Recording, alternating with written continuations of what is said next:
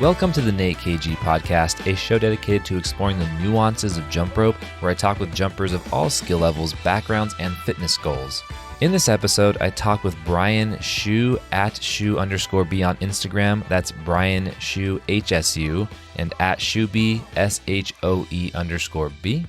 Brian is a 16-time world champion with many other competitive awards and accolades behind his name. In addition to his competitive experience, Brian is also the co-founder of the American Jump Rope Federation. Brian has an incredible amount of experience with some of the top-level teams in the sport, and he brings a lot of great stories and learnings to our conversation. We chat about competitive freestyle routine planning and scoring, favorite skills and stunts, how to create leadership on jump rope teams, bridging the knowledge gap in jump rope, and a bunch more. And as usual, the show notes can be found over at natekg.com. So with that being said, let's get into this wide-ranging discussion with Brian Shoe. Brian, how's it going, man? Pretty good, Nate. How are you doing? I am phenomenal. This is going to be a really good conversation. And I think to get started, let's dig into your history, because you've been in the jump rope world for a long time. You're definitely a veteran of the sport, and I really want to pick your brain. So how long have you been in jump rope, and where did you start? So I think this is my 20th year involved with the sport. I retired last year competitively, but still very engaged in the coaching and the administrative part of it. I started all the way back in 2000, I think, maybe 99. There was an after-school program called Jump Rope for Heart that my sister wanted to do, and I wanted no part of it because you didn't? As a boy, no, I didn't. But thank God for Mom. She made me forced me to go with my sister and do it, and I just fell in love with it and would practice pretty much anywhere: carpet, upstairs, outside, gym. And then I ended up joining a competitive team in my hometown, and my sister quit a couple years later, and 2 decades down the line, here we are. Yeah. Was that Hot Dog USA? No, so I started on a tiny little team called the Leaping Leopards in Federal Way, Washington. Oh, wow. And then Nice. Eventually moved to Hot Dog in 2006 or 7. Sweet. That's pretty cool. So you were already almost 10 years in, and that's when you switched over? Yeah, so I had been competing against those guys for a while. And so when I first joined, it was like, oh, the competition's part of our team now. But yeah, obviously we've clearly all become friends, so it's fine. So what was the difference between those two teams? Because Hot Dog has a pretty significant reputation, at least in my eyes, in the competitive world. Mm-hmm. Well, I mean, the team I was on in the beginning was just it was just for fun. We practiced on this sketchy tile floor that was not good for acrobatics or anything like that. So we were just focusing mostly on crosses, multiples. And then switching over to Hot Dog was oh, you have to take gymnastics and learn how to flip. And so it was this totally different world that was more strength focused. But having had the other background, it was a really good match for me. I think it rounded out my skill set pretty well. Yeah, because you're a very, very powerful, very strong jumper, as are many on the Hot Dog team for sure. It did not start out that way. Let me tell you, I was a little twig for a very long time. Oh yeah, that's actually pretty funny. So when did that change? When you went on to Hot Dog? It was that, and then I think around the same time I was entering my junior year of high school, and just I don't know, bodies change, and I kind of expanded a little bit. Did you do any other sports besides jump rope? No, I was 100% in for jump rope. Okay, nice. So that was your sole focus. That's pretty sweet. Yeah. What were your practices like? Well, on Hot Dogs, we did 3 days a week for 2.5 hours. I think there was a gymnastics day thrown in that I did at the beginning. Okay. But I lived so far away from them that my parents were like, you know what, you're just doing the regular practices. Because they were driving me in rush hour traffic in Seattle, which is terrible. Wow. They were driving me an hour up, staying for the 2.5 hour practice, and then driving back 3 days a week. And now that I am an adult, I I just Yeah, give them lots of gratitude that's for a that. massive commitment. That's crazy. Wow. That's awesome. So I'm curious, like when you were training, how I guess yeah, how regimented or disciplined were those practices? Because I've seen some teams that are very loose. You show up and it's, just kind of guided, but then some are very direct and to the point of like, this is what we're working on today. These are the skills I want you to be working on, this kind of thing. How was that for you? Oh, it was very directed. I mean, the head coach at the time was Amy Kennedy. She had a background in education, so it was like skill cards. You're checking off your progression, your progress from the early fall to the late spring, and then solidifying routines. There was this whole progression that we had to go through for good reason, because when you have a team that size, you need structure to make things work. How big was the team? I think at its peak it was around 60 or 70. Oh, wow. That's a lot of team members. Wow, that's a large team. Yeah, you guys were always one of the big forces that would roll into competition. And like, so for people who are not familiar with the competitive environment, it's the first day, all the teams come in, we do a parade of athletes. And so you always see, you know, groups of the teams. And for teams like yours that would come in, it was just an entire sea of whatever jersey you guys had on, just rolling through the crowd, just taking up like half of the basketball court or whatever it was. You guys were a little bit intimidating, I gotta say. From I the was outside in. intimidated to join the team, if I'm being honest too, because like you said, they definitely have a presence. Yeah, that's so intense. In terms of skill acquisition and how you learned, was it very like monkey see, monkey do, or did you approach it analytically or anything else? Um, that's a good question. I think I was just like kind of a machine, and that I would just keep trying it until I Mm-hmm. got it. Mm-hmm. Looking back, I mean, it's hard to say how analytical I was as a youth because I feel like I'd be a lot smarter about it now, obviously. But I think it was just the work ethic of like just doing something until I got it. I remember I think when I first started, they give you those really terrible, like fat plastic ropes with the tiny little handles. Yeah, I know And what you're talking about. yeah, and they're like super inflexible. And I was trying to do an AS, which was it's a behind the knees cross, both your arms are behind your knees. And it was on carpet, which is also the worst place you could be doing a trick like that because Nice. the bounces, right? Mm-hmm. So I'm upstairs in my living room doing this for like an hour straight and just like so frustrated, just crying at the end. And my mom had to make me stop. But that was the kind of kid that I was. It was just like go, go, go, go, go until you get this thing that you want. Hmm. Interesting. So at what point, and maybe there wasn't a point and it was just natural, but I'm curious when learning those foundations turned into exploring new skills because I believe you have a skill that you've created and named, right? I think there's two. Two. Okay, that makes it way more exciting. Now I'm pumped because I don't know about the second one. You've probably seen. So what are they?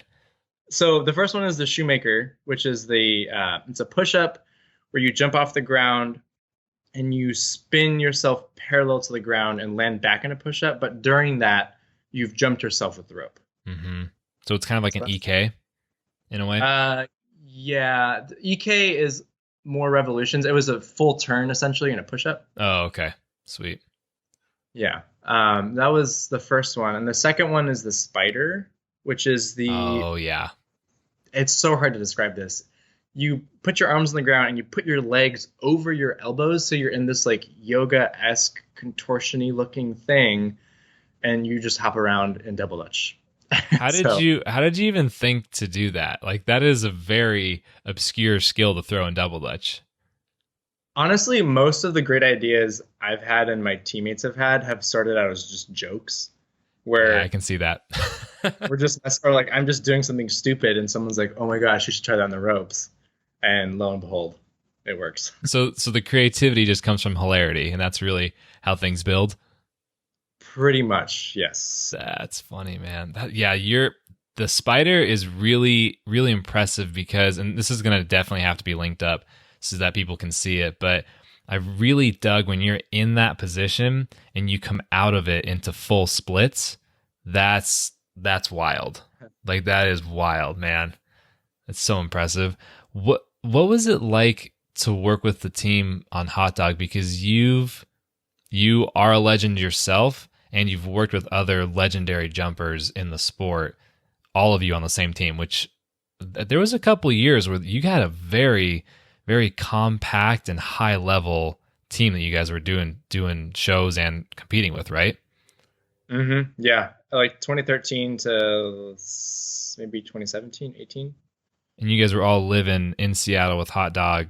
Were you guys coaching? Most of us were coaching, yeah. And most of the guys just moved to Seattle because it was kind of this like epicenter of jump rope stuff that was happening. So I think it was LJ came first from Colorado. Mm-hmm. Oh no, sorry, it was Robbie came first from Ohio, which is where Mike Fry was from. Mm-hmm. They jumped together on the same team.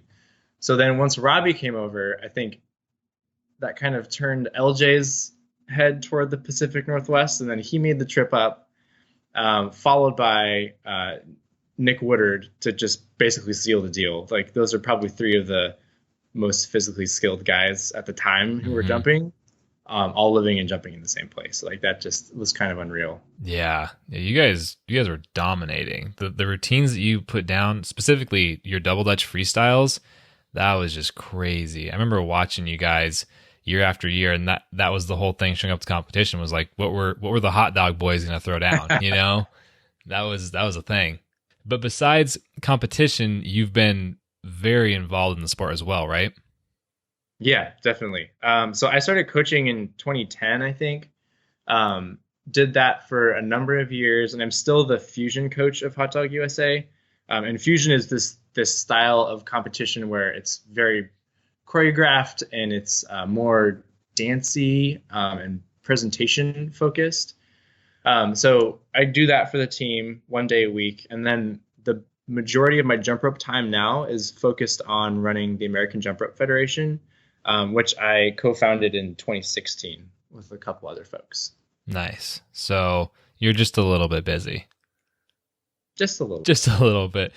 What's that like to coach Hot Dog? I'm really curious what your perspective is on coaching.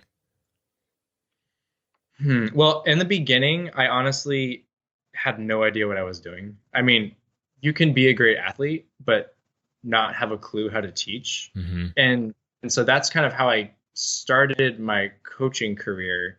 And like we had all grown up doing workshops and teaching people, but the workshop environment is this like laser beam focused Saturday where you are like go go go all day long, just pounding stuff out, and you can't run a practice like that. But that's the only thing I knew. So that's how I kind of started coaching. And then as you get older and kind of understand the nuances of people better, it's actually more important to step back and create leadership rather than be this like single leader who's guiding the whole pack. Does that make sense? Yeah, it does. How do you create leadership then? Like, how do you turn that into a reality on the team? I don't think there's like a real formula for that. Like, I see a lot of potential in kids, and it's not always the most physically skilled kids either. It's ones who are really assertive in like who they are. They know themselves. They know what they want. Who can communicate well. So it's just seeing those people and giving them the opportunity to step up. And if they do step up, then those are the folks that get like team captain or stuff like that. That's really cool. And so then, so you're not rewarding necessarily just talent in terms of jump rope talent, but you're also looking at a very well-rounded and soft skills approach to who the person is. Totally. I think you cultivate talent, but you reward their person. Huh. Yeah, I like that a lot because interesting. So if you were to give a percentage, a percentage about how much you're focused on the tangible, where your jump rope skills are developing versus, the amount of fun we're having. How would you do that split? Because that's a interesting balance, Yeah, I think that's a good question. I tend to be more on the disciplined side because that's just kind of how I am. But I try to create an environment where succeeding is the fun. Mm-hmm. And to me, it's jump rope as a sport. It's almost more important to just be smart and to understand like the movement of the rope and to make smart choices when you're creating a routine. Because I've seen a lot of kids who will just try and go like 100% all out, and they just bomb because they either can't do those skills yet, or they haven't figured out quite the dynamics of the rope and stuff like that. So to me, it's more about making smart kids who are enjoying their success at any level. It doesn't have to be a national championship. Mm-hmm. Interesting. I would imagine that comes a little bit from personal experience, trying skills that are a little bit too hard in a routine and then realizing that wasn't the best idea. Actually, weirdly enough, no. I was always on the way more conservative side. Oh, see, I always put in way too many skills that should not be in my routine, and then I would miss on like most of them. That was really common for a while. Have you ever had just like a perfectly clean or nearly perfect run of a freestyle routine? I actually did at Nationals 2000. Oh man, I think it was 2010. I was on the floor and I think I had like one miss on a triple or something, but the rest of it was clean. But that year was the one year that I did go conservative because I had competed other routines before then that were a little bit too aggressive. So I learned from my mistakes. So you smartened up a little bit. Okay. Yeah, no, exactly. But it's just so much fun because, when you get a Sunny D or this new quad, immediately you want to throw that into your routine. But it's way different in a routine than it is by itself, as you know. And I'm all about adding it as long as you acknowledge that the creation of your routine is a puzzle and you can't jam pieces in where they don't fit.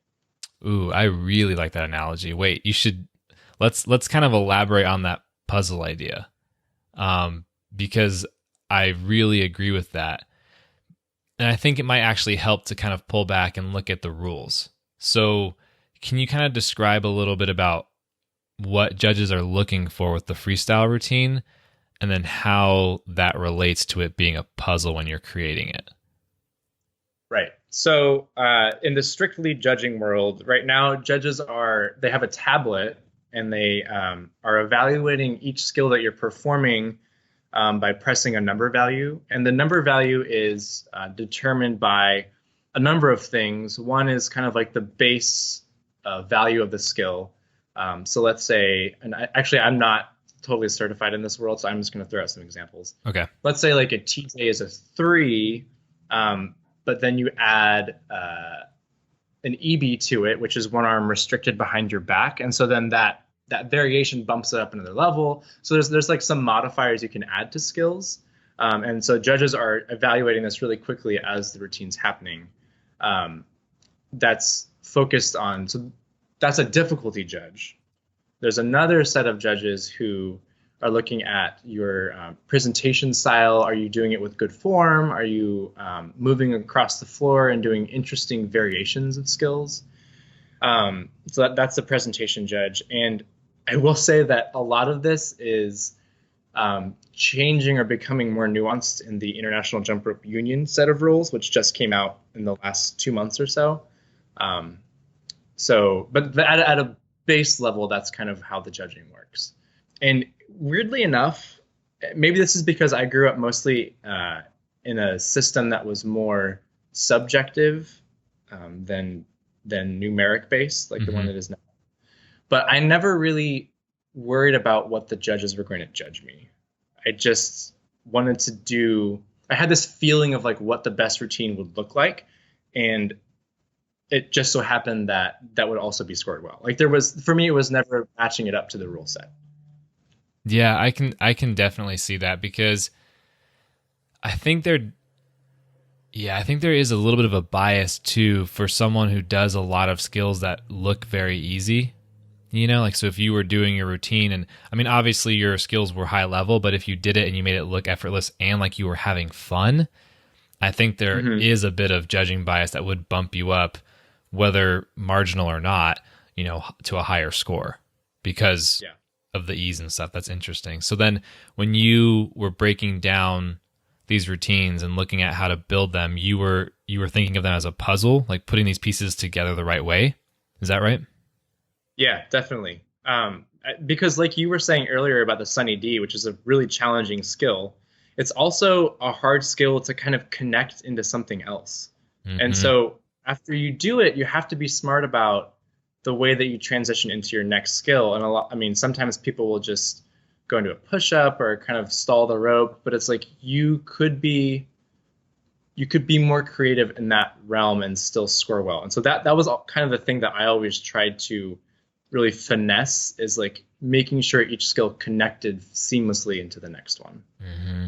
And that's why a lot of people will look at competitive jump ropers and notice that when we finish any skill that we do, we continue into a single bounce, which seems Hmm. relatively straightforward if you've been in that world for a very long time.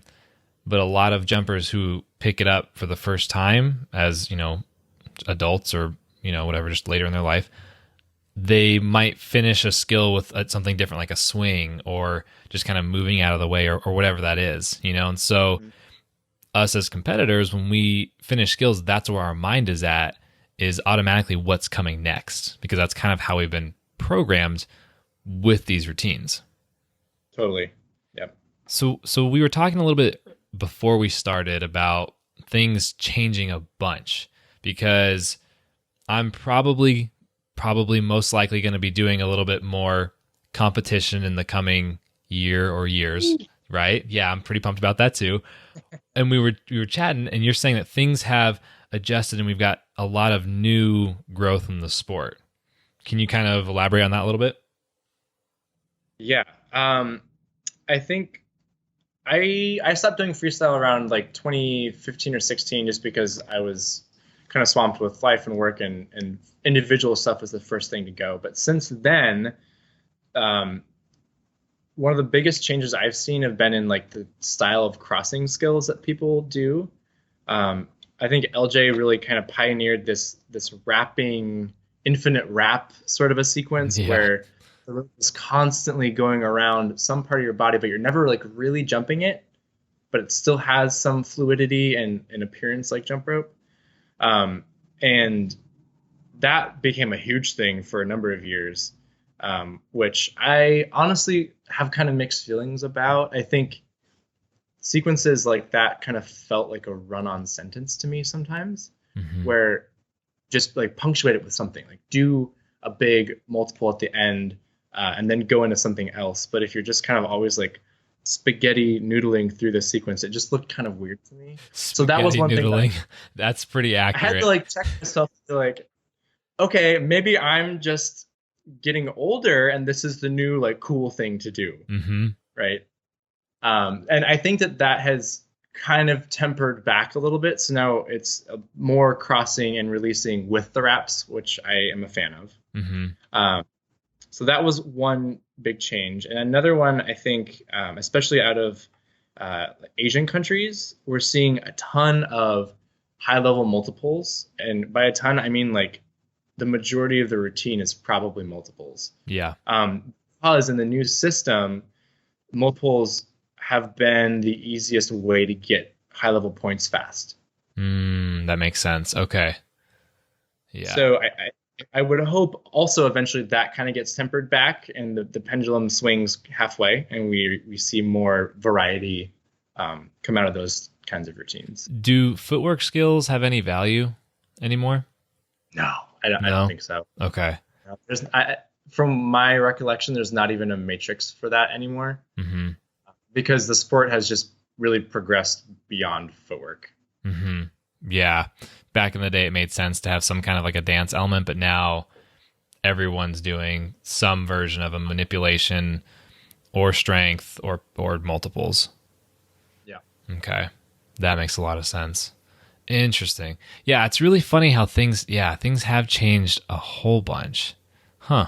I kind of So for you, like when you're going to be competing in the upcoming tournaments in the fall, like did you try to go back and look at like the current rules or configure your own routine in a certain way? I've definitely been thinking about how I want to structure it.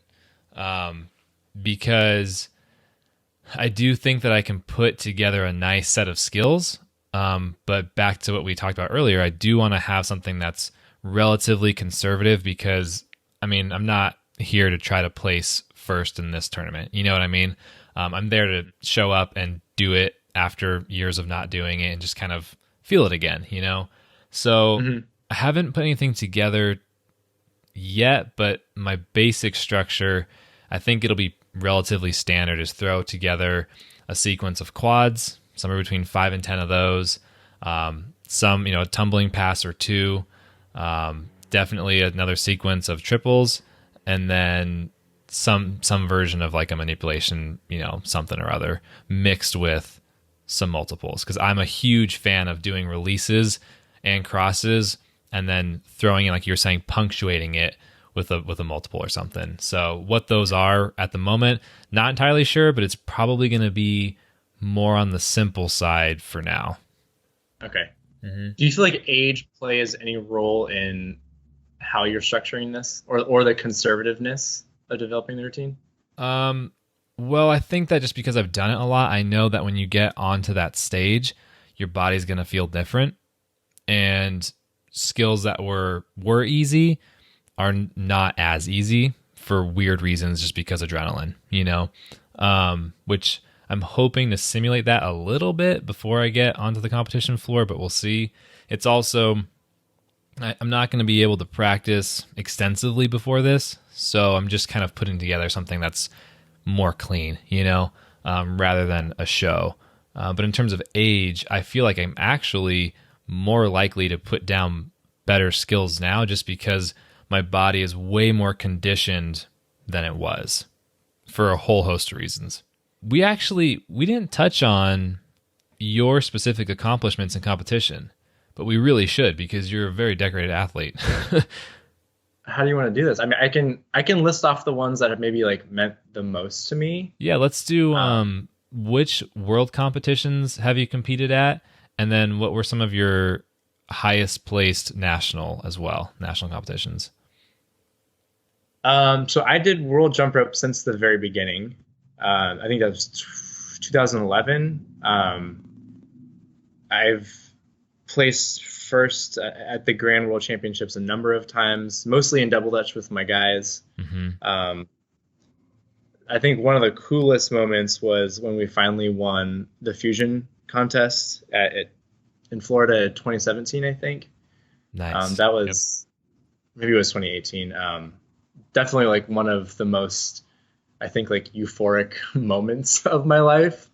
Was that the routine where LJ does a front flip and puts the jacket on in the middle of the front flip?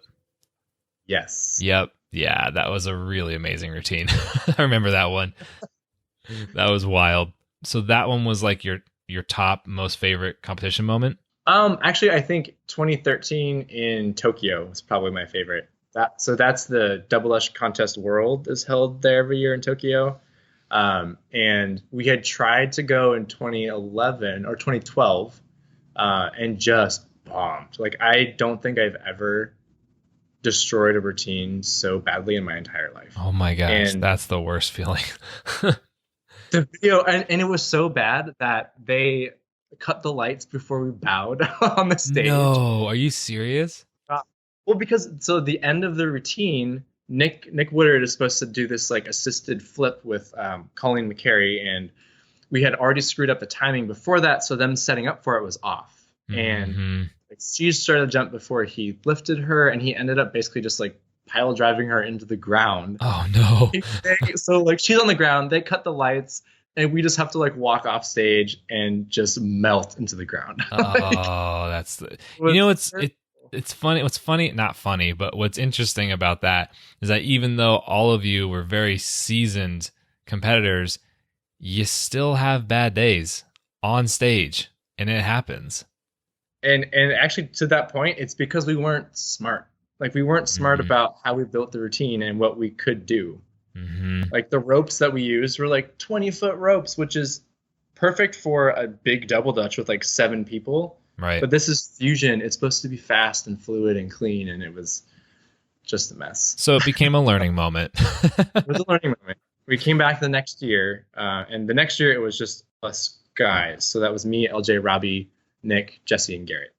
And we started off the routine with this choreography bit because none of us can dance. Maybe Nick a little bit, but like none of us can dance. But we had met this dude through jump rope who lived in Tanzania who was a professional dancer. And so we had him choreograph at the beginning. And I think just from that, the rest of it just like poured out. And we ended up winning first place after having bombed the year before. And after having people have said, like, I heard through the grapevine, like, oh, you know, Americans will never win a fusion competition. And so we came back the next year and we won it. And like that moment of like seeing our name jump to the top of the list was like just bliss, like pure bliss. What were some of your favorite like sequences or stunts? Because you've done so many over the years in your own freestyle, you know, single rope freestyle routine, but then also in double dutch. What were some of the ones that kind of stuck out for you? That's a really hard There's question. probably a lot to choose from. Yeah, I'm just gonna say the ones that like come to mind, and this may not even be the right answer, but one of the last ones that we did was I was doing this really fast footwork sequence in double dutch, which we almost never made. We made it in competition, and I had to step out of the double dutch ropes, my feet, and prepare for LJ to do a side flip through Jesse's legs onto my back and then back into the double dutch ropes. And the practice for getting that to work was super stressful because if I'm not in the right place, he's just going to eat it and get a concussion or just die or whatever. Something, yep. Because he's just going on his back, like no matter what hits first, he's landing on his back on something. So that was a risky but fun one. Another fun one, which I don't think a lot of people actually saw, was in 2016. There's a double dutch pairs routine that I did with LJ, Jake, Jesse, and myself. At the very end, LJ jumps up on my shoulders and falls backwards. But as he's falling, I'm reaching through my legs and I pick him up and swing him through my legs and roll back. So it's this weird, like, whoa, transformer thing. That was super cool to work on. Also really sketchy.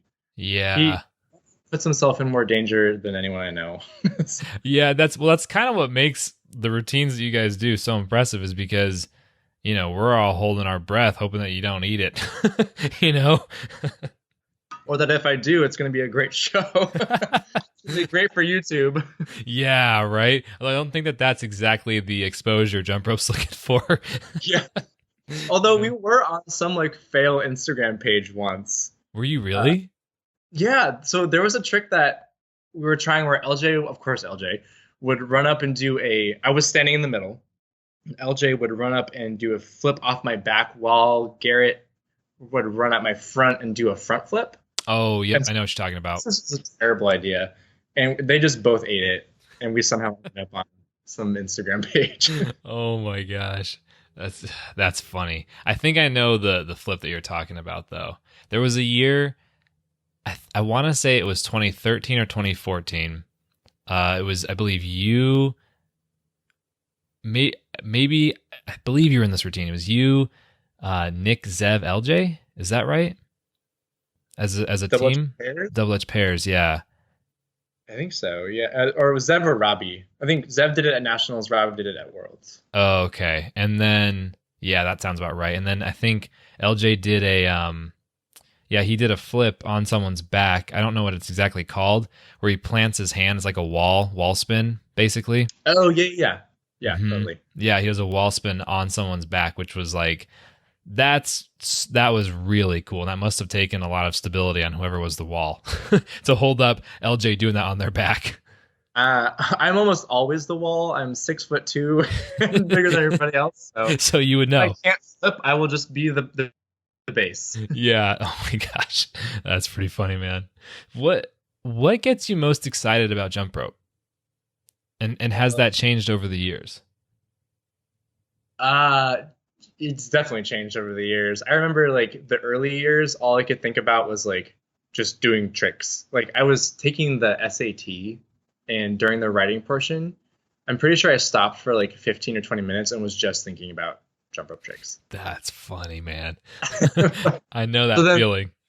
oh yeah. And so then that progressed more into like, okay, I'm not just thinking about tricks. Now it's like, okay, I'm imagining us doing this routine and just hitting it. Mm-hmm. And like just like sitting in the shower for like a half an hour, becoming a prune, but just like thinking about like getting that crazy sequence in double edge. Yep.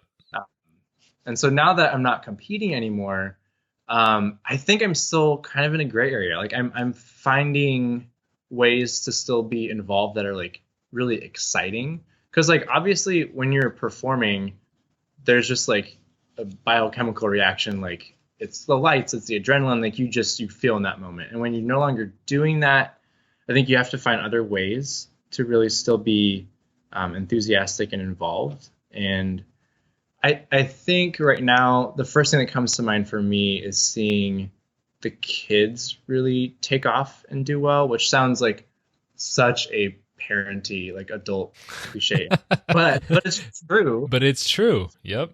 It's true, and it's also like super rewarding for me because I helped get them there, and so I think that's kind of the direction it's going now. Is it's like I'm helping people be on this path that I was once on as a kid. Interesting. Because you know how great it feels. Oh, totally. I mean, it changed my life. Like I don't know who I'd be without jump rope. Yep. Yeah, I feel that. Do you guys when I say you guys, I'm referring to you and the rest of the team working at AMJRF. Do you study other sports and organizations when you think about modeling the competitive landscape and how that organization is run? And I say that because I've been to a couple of different tournaments this past year just for work. I've been to like wrestling, to some judo stuff, a couple of other, same kind of idea of youth sports and older than youth as well. But when I'm there, I see a lot of parallels with how things are run or who's making decisions and how they go about making those decisions. Is that something that you guys think about or take into account at all? I don't know that we like actively brainstorm on it, but I know that a lot of us have had like different experiences with other sports. And so that kind of comes into play. For me, it's been like seeing other jump rope competitions that are not kind of this like American paradigm. Like I went to Seoul, South Korea for the Asia Pacific Championship this year, and it was so much more like pomp and circumstance, and the judges were like they did this like vow to the spectators of fairness before they sat down to judge, and it was just this whole other realm of things that we could be doing to make judging be more meaningful or like have the production value be higher. So yeah, I think we definitely look at those things. The flip side of that is that there's so much going on that we just have to make sure we're putting out a product that works, and the ideation can come later once things have solidified a little bit more. Once you have the foundation set. Mm-hmm. Yeah, exactly. Interesting. What is it that drives you to work with an organization and do this for jump rope? Because you put in a lot of time, you put in a lot of hours, and I'm sure even more if you consider the time that you spend thinking about it. What is it that's driving you? At this point, I think that's a great question. It's definitely a second nature to me. Like, I don't know what I would do without jump rope, and not in like a sad, desperate way. But I think that it's part of my identity, and I need it to be a part of my life, because I've already invested so much time into this that to leave now would be just premature. I think like we're finally on a path to a scale that we've never seen in the sport before, and so now is the time to just dig down and dig in and make it work. Does that make sense? Yeah, what do you mean by a scale we haven't seen before? Um, so the International Jump Rope Union is recognized by the Global Association for International Sports Federations. And with that comes so much more visibility and funding opportunity. And it's really kind of the gateway into bigger things, whether that's the Olympics, whether that's, whatever it's going to be in the future. But we've never had that kind of beacon before in our sport. Mm-hmm. It's always just kind of been like, well, show up to a tournament every year, and then repeat the next year. But now it's like, oh, we could be going places with this. And so now that pathway is set and the ball is kind of rolling, it falls on the national governing bodies to kind of answer the call or step up and make sure that we get athletes onto that path so they can enjoy the successes down the line. Mm-hmm. Yeah, it seems like, just to kind of go off on a little bit of a tangent here, there's a gap of understanding, about what people know about jump rope in general, because I'm sure you get the question all the time, oh, you jump rope, do you mean like double dutch? Like that one movie on Disney Channel that one time? I'm sure you've got those. 3-person. Yep. Yes. That's like a jump roper, like classic meme, right? So there's kind of that gap between where jump rope is at the moment, as you just, described, in terms of about to get to this point of, or set to get to a point of new scale, versus still seeing it as a playground tool, What do you think, if anything, would be important for competitors to do or should be thinking about in order to bridge that gap? And the same thing for someone who's maybe just a recreational jumper or not just, but someone who is a recreational jumper who doesn't plan on competing, but still understands a lot of the things that we see. What do you think these two groups could be doing or thinking about that could help bridge that gap? And by gap, you mean the gap from like where we are now to where we could be in the next 5 years? The knowledge gap in terms of what jump rope is, so not seeing it so much as that thing you did 25, 30 years ago on the playground, but as this, whether it's, fitness, exercise tool, whether it's, an apparatus for competition, any way to look at it. But the point is understanding the possibility of what can be done with a jump rope versus just, casual use. A pattern I've seen with all the best teams is that they're heavily involved in their communities. And because that gets more people involved, it gets people with higher skill involved, and it does bridge that gap and create more visibility into what the competitive world looks like. And it's hard for some people to think kind of outside the gym and into that bigger picture. Mm-hmm. But once you've crossed that gap, we've seen it for like, the Bulldogs, Comet Skippers, Summerwind. Those are just some teams that come to mind who are like really ingrained in their community, and they've lasted a super long time. Mm-hmm. That makes sense. I think also, actually, as you're saying that, I was kind of thinking, I think the reverse could be applied to the fitness or recreational use of jumping, because I think there's a lot of like untapped opportunity for jump rope use there, in terms of like, we've definitely seen it with the Mayweather style, boxing style, just as an activity to do some cardio for like a half an hour, which blasts you, obviously in CrossFit too. That's a lot of like my bread and butter every day is what I kind of do. But I think there's still a lot of opportunity there to kind of explore. you know? That's something you've kind of been active on, right? Hmm. Yeah, definitely. I just, as you were saying, the team stuff for the community, it kind of dawned on me that could be interesting to take that same approach of looking at the community, but from also a fitness aspect or some kind of in tandem thing. I don't know what that would actually look like, but that could be an interesting mind meld there. I don't know. Now my mind's kind of just like going on idea mode, but yeah, that's pretty interesting. What are you looking for or hoping to accomplish with jump rope coming in the future? And we're kind of on that path now with what we're talking about, but is there anything specific that you have in your mind that you'd kind of like to see happen? Yeah, there's so many things. Let's list them all. I'm just kidding. Word vomit. I guess the biggest thing for me is we talked about scale and establishing programs in the schools is going to be huge because that's kind of how you get the masses involved with our sport is you have to get it into the schools, and that's tricky to do in the U.S. Because we don't have like a ministry of sport like some countries do that governs that kind of thing.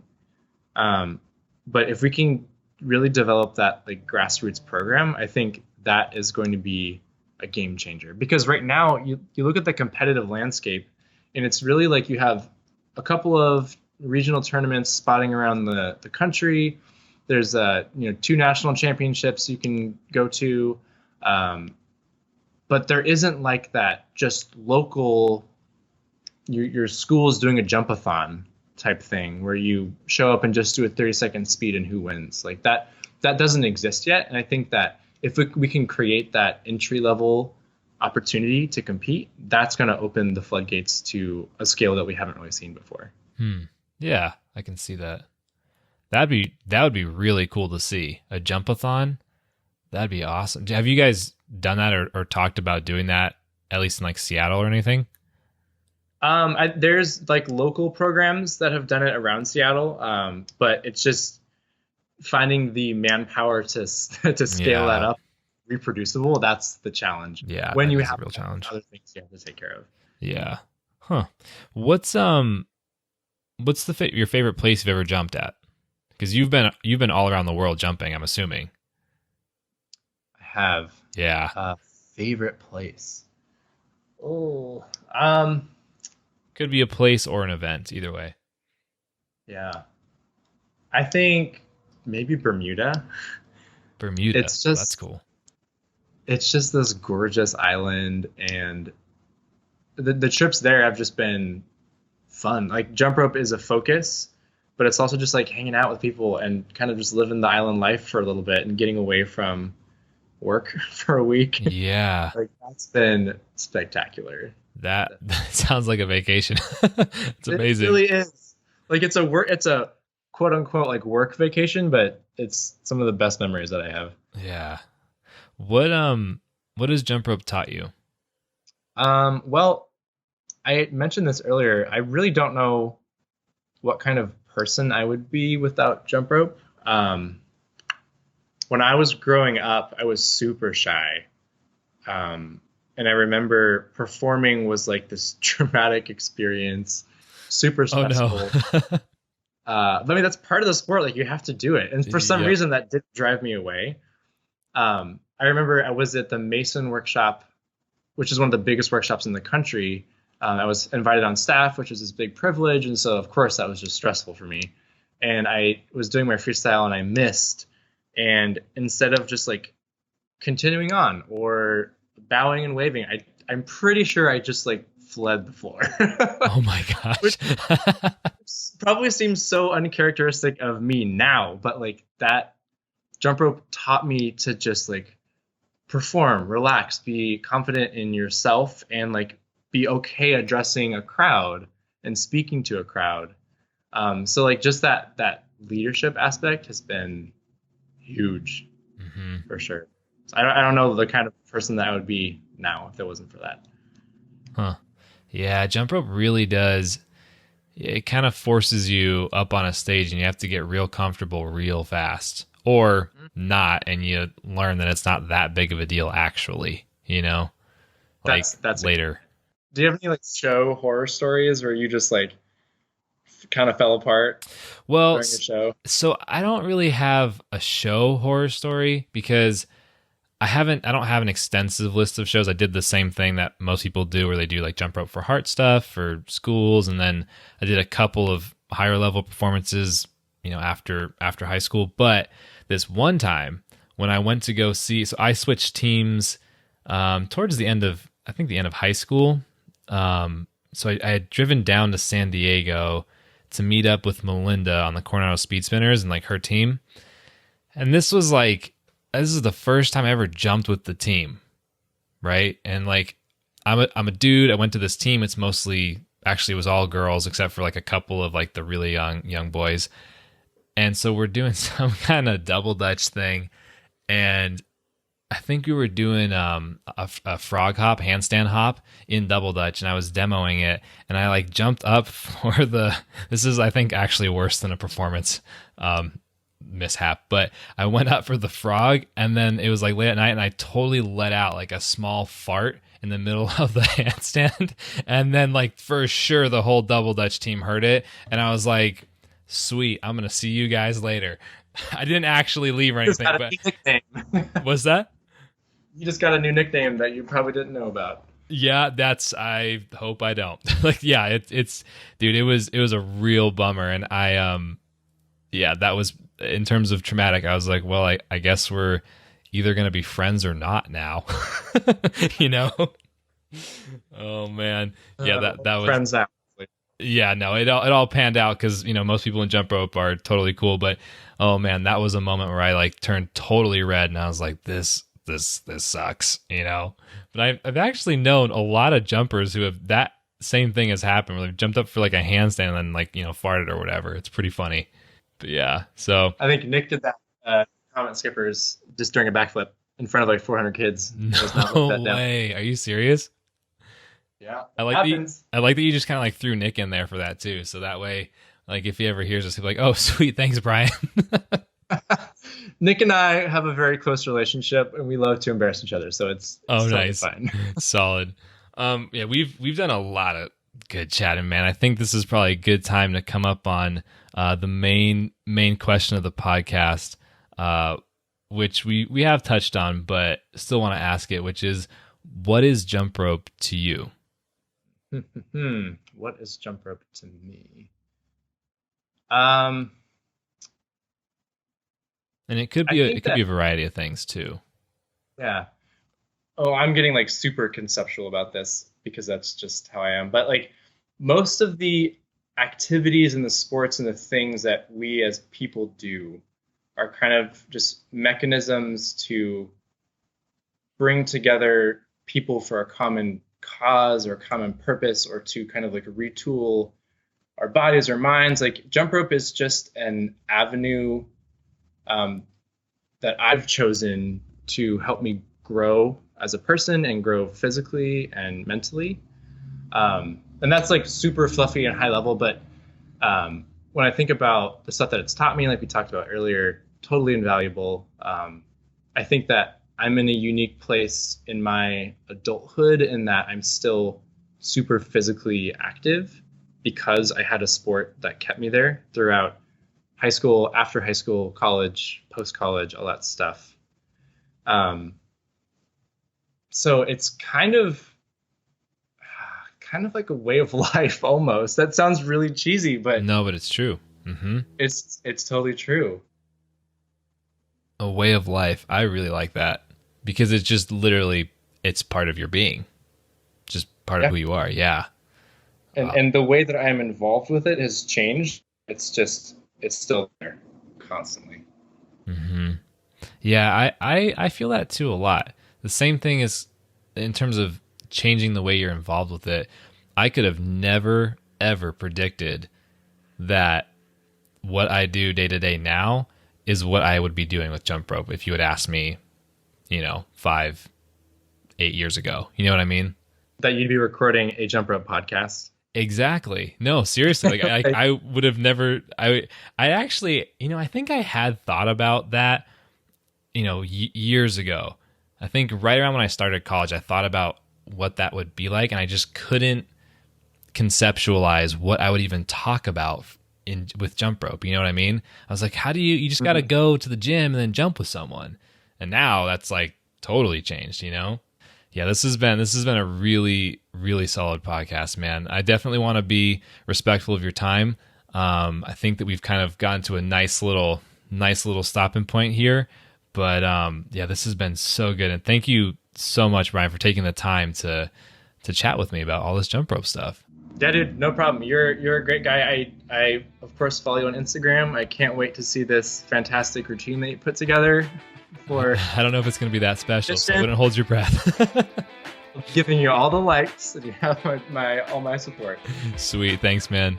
All right, you have a good rest of your day, man. Yeah, you too. Have a good weekend.